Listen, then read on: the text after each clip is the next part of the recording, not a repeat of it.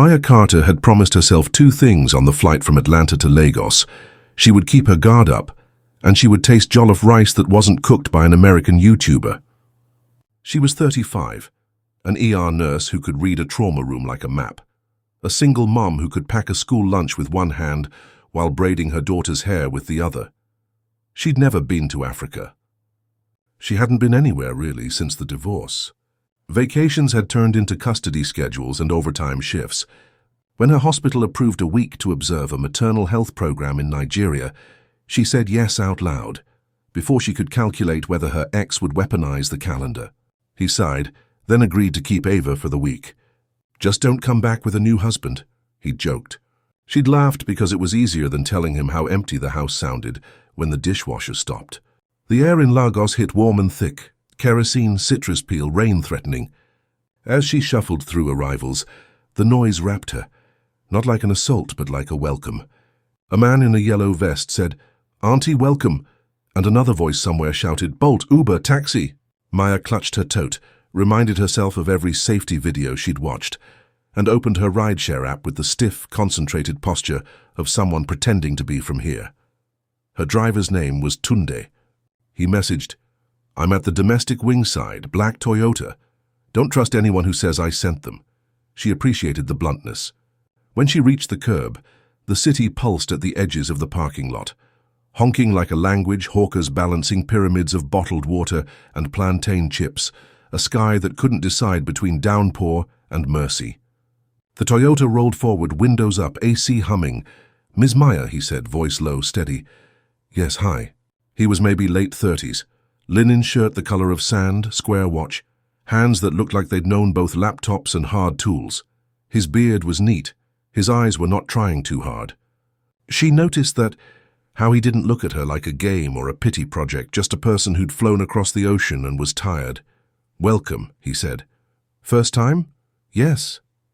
"Lagos is kind to first-timers if you listen to her," he said, merging with the flow like he'd negotiated with the road in advance. "You here for work or wahala?" She laughed. "Work, maternal health. I'm a nurse." "Good. We need you." A beat. "We need us too. But you understand." The city unscrolled. Billboards with Afrobeats faces she recognized from her patients' playlists. The green length of the Lekki Ikoyi Bridge, like a wire pulled between water and sky.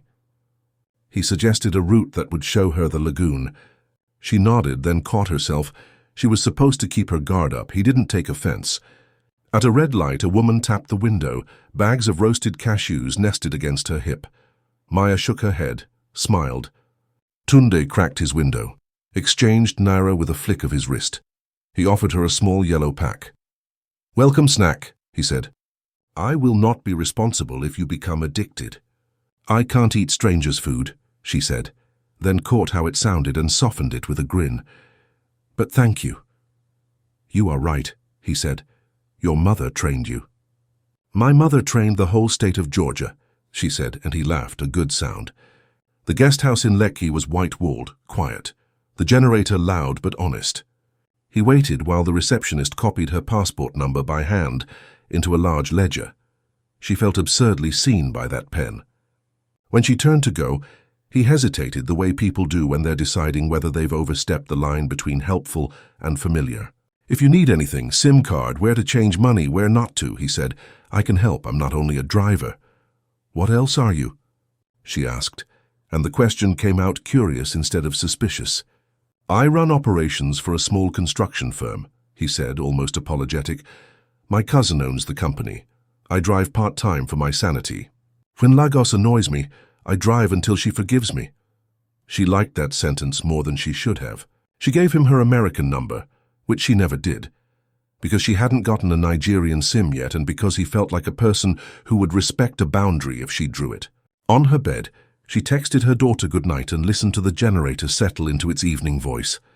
Outside, rain began in sheets. On the nightstand, she set the cashews she'd said no to but accepted anyway. She told herself not to think about the man with the calm voice and the linen shirt. She told herself to sleep. Her phone buzzed. An unfamiliar number, Nigerian country code. Her body went alert before her mind did.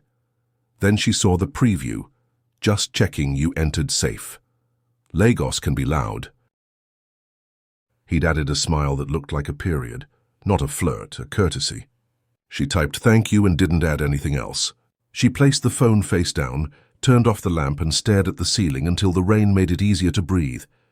What do you do with a city that clocks you in like this, present, unscripted, when your whole life has been arriving late to your own needs? Follow for part 2.